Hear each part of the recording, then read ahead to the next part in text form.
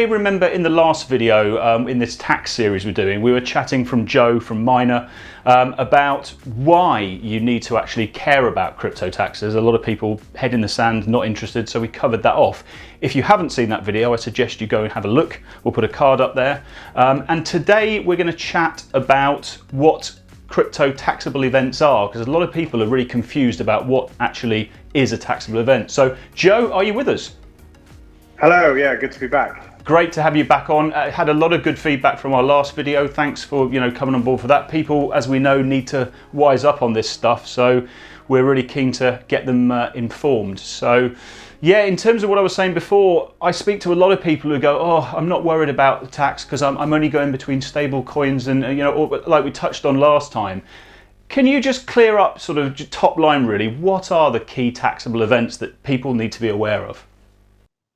Yeah, absolutely. Like you say, biggest misconception of crypto is that I don't cash out to fiat, therefore I don't have a gain, which couldn't be further from the truth. So yeah, ultimately, as light touch I can make this, any crypto trade is ultimately going to be a taxable event, be that crypto to crypto, crypto to stable coin, or crypto to fiat. A lot of people say to me, I've never drawn the money out from my wallet into my bank account.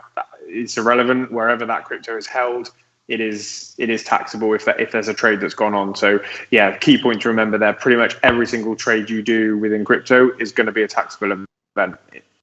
And in terms of the rates of tax, obviously there is capital gains tax and there's income tax, and where do we stand on that? Say we're basically doing a few trades in crypto, we bought some Bitcoin, bought some Ethereum, we've maybe moved between backwards and forwards a few times and created some gains. What would we expect to be paying tax on that? Yeah, so ultimately it depends on all your other income levels. So as I'm sure many people are aware, you have a personal allowance and you have a basic rate tax threshold, which at the moment is £50,000. So anything over the personal allowance and up to £50,000 is taxed at the basic rate.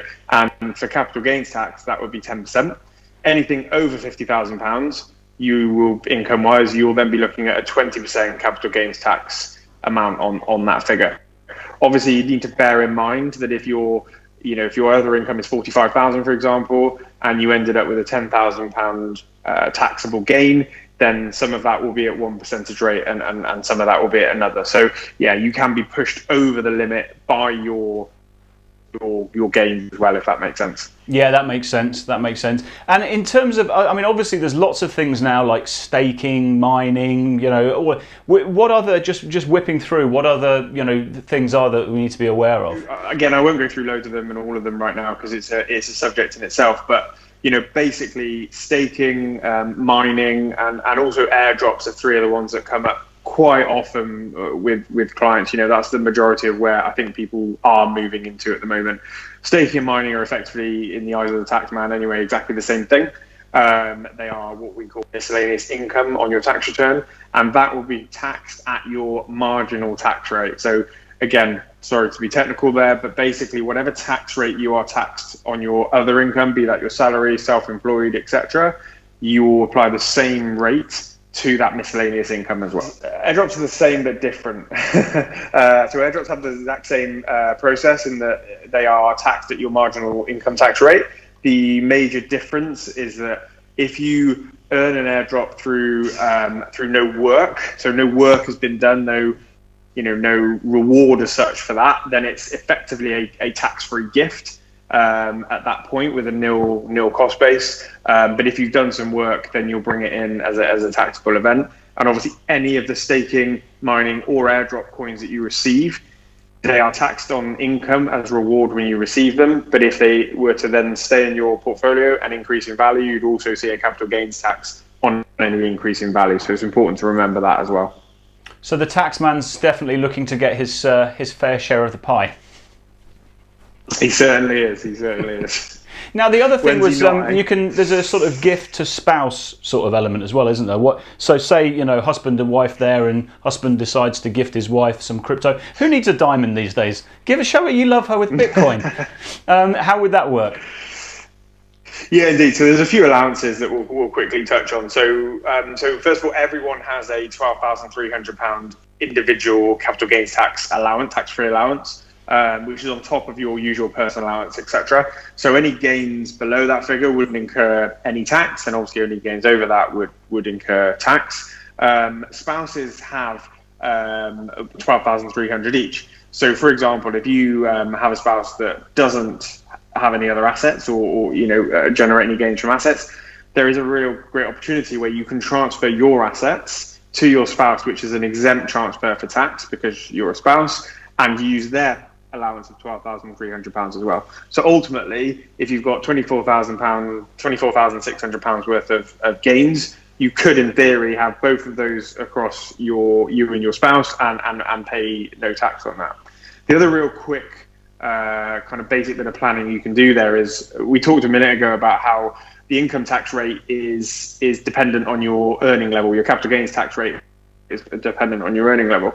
Obviously, if you are a higher rate taxpayer and your wife isn't, for example, or your husband isn't, depending on who's looking at this, you could also transfer some of your crypto to them to benefit from a lower rate of capital gains tax if you do it early enough in the year. So, for example, at the start of the tax year, you could transfer, half of your portfolio to your spouse, and therefore they would incur any gains on that at their base rate, which is lower.